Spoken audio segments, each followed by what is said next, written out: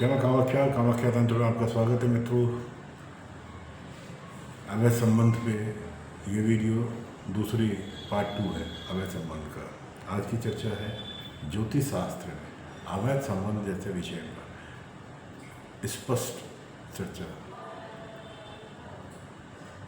ज्योतिष शास्त्र में अवैध संबंध जैसे विषयों पर भी स्पष्टता मिलती है। चंद्रमा मन का कारक होता है और काम वासना मन से जागती है। लग्न व्यक्ति का स्वयं होता है, पंचम भाव प्रेमिका तथा सप्तम भाव पत्नी का होता है और शुक्र भोग विलास का कारक है। शनि राहु मंगल पंचम भाव पंचमेश द्वादश और द्वादश का आपस में संबंध होना जातक के विवाह से पूर्व और पश्चात अवैध संबंध को स्थापित करवाते हैं। जन्म कुंडली में सप्तम भाव पर शनि की चंद्रमा के साथ युक्ति जहाँ जातक को मानसिक रूप से पीड़ित करता है, वहीं प्रेम संबंधों भी बनवाता है।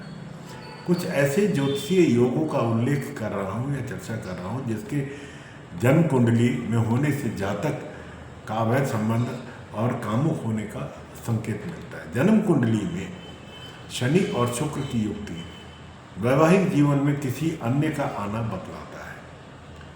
पंचम भाव में शनि शुक्र और मंगल की युक्ति अवैध संबंध का निर्माण करता है। मेष या वृश्चिक राशि में मंगल के साथ शुक्र के होने से पराई स्त्रियों से घनिष्ठता बनती है।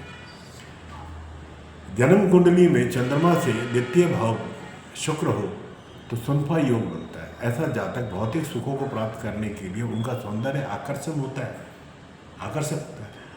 और अन्य स्त्रियों से शारीरिक संबंध की प्रबल संभावनाएं भी बनती है। द्वितीय छठे और सप्तम भाव में किसी भी स्वामी के साथ शुक्र की युक्ति लग्न में होने वाले जातक का चरित्र संदेहप्रद होता है। सूर्य शुक्र की युक्ति मीन लग्न में हो तो जातक का अत्यंत कामुक बनना स्वाभाविक है, जिसकी वजह से वो अवैध संबंध भी बनाता है तथा ऐसे जातक काम वासना की तृप्ति शीघ्र नहीं होती। बुध और शुक्र की युक्ति यदि सप्तम भाव में हो तो जातक अवैध संबंधों के लिए नूतन तरीके अपनाता है, नए नए तरीके अपनाता है। शनि मंगल और शुक्र का काम वासना के साथ घनिष्ठ संबंध है। यदि जन्म कुंडली में शनि और मंगल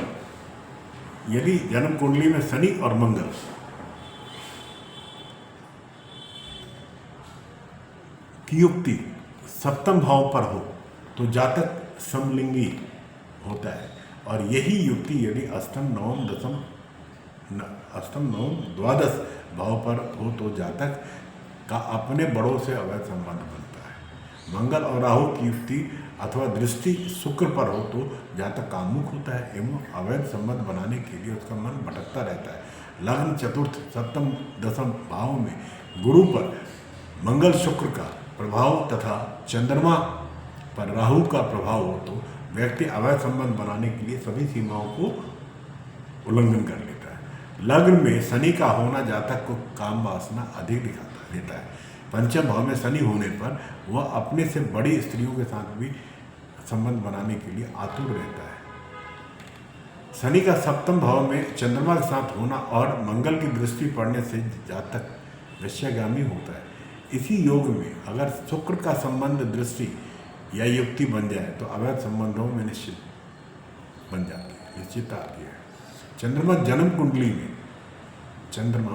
कुंडली में कहीं पर भी नीच होकर बैठा हो और उस पर पाप प्रभाव हो तो जातक अपने नौकरानी से भी संबंध बना बैठता है। चंद्रमा अगर दूषित होकर 9 भाव में स्थित हो तो जातक अपने गुरु अथवा अपने बड़ों के साथ अवैध संबंध बना लेता है।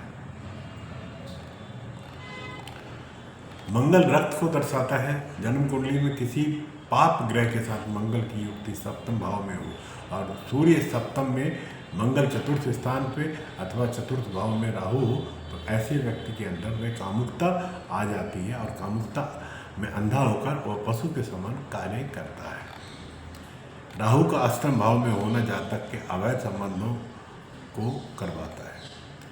तुला राशि में 4 ग्रह एक साथ होने पर जातक के परिवार में कलेश उत्पन्न करते हैं, जिसके कारण जातक बाहर अवैध संबंध बनाता है। शनि का 10वें भाव में होना जातक के मन में विरोधाभास उत्पन्न करता है। शुक्र और मंगल की युक्ति जन्म कुंडली में कहीं भी हो तो वह हो और एवं शनि 10वें भाव में हो तो जातक ज्ञानवान भी होता है और काम वासना और अवैध संबंधों को भी गंभीरता से लेता है।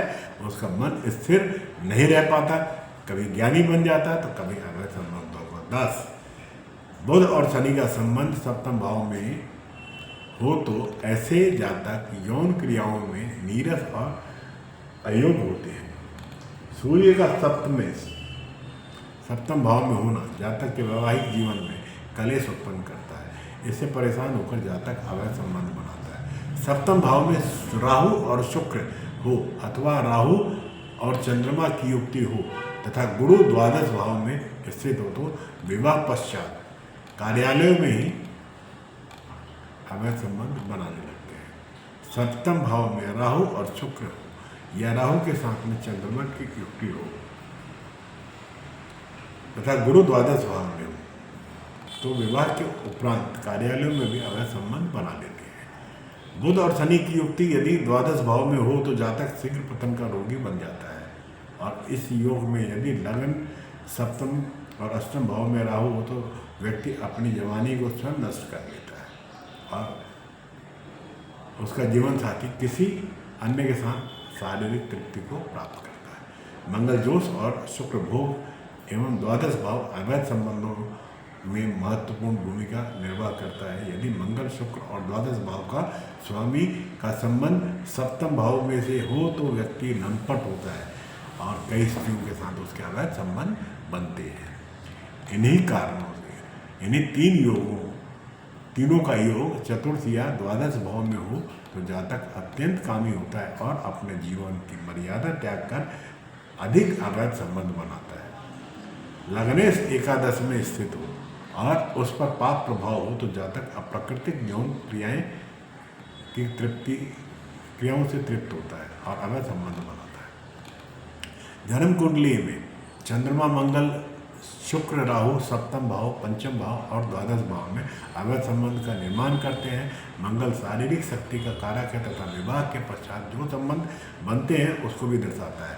शुक्र तो स्वयं भोग विलास है, विपरीत लिंग और अन्य को आकर्षित करता है, कामिच्छा जगाता है, रोमांस देता है। शनि वैराग्य भी देता है, आलोचना और योगों में अवैध संबंधों के कारक का भी कार्य करता है। फिर भी अवैध संबंधों के योगों को देखने से पूर्व जन्म कुंडली में शुभ ग्रहों और अन्य योगों का भी निरीक्षण करना चाहिए, क्योंकि कई बार ऐसा होता है कि जन्म कुंडली में अवैध संबंध तो बन रहे हो किंतु वहीं पर जन्म कुंडली में पतिव्रता और एक पत्नी व्रत का भी योग है।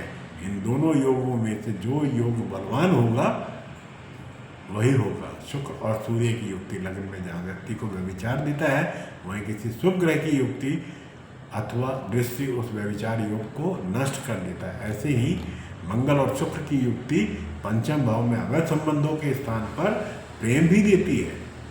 इसलिए कुंडली का पूर्ण निरीक्षण करने के पश्चात ही फलादेश करना चाहिए। आज की चर्चा को यहाँ संपन्न करता हूँ मित्रों और उम्मीद करता हूँ कि आज की चर्चा आपको अच्छी लगी होगी। आप अपने विचार कमेंट्स के माध्यम से जरूर दें और अगर चैनल सब्सक्राइब नहीं किया है तो आप चैनल को सब्सक्राइब करें और मुझे आज्ञा दें। जय मां कामाख्या। आपका दिन शुभ हो।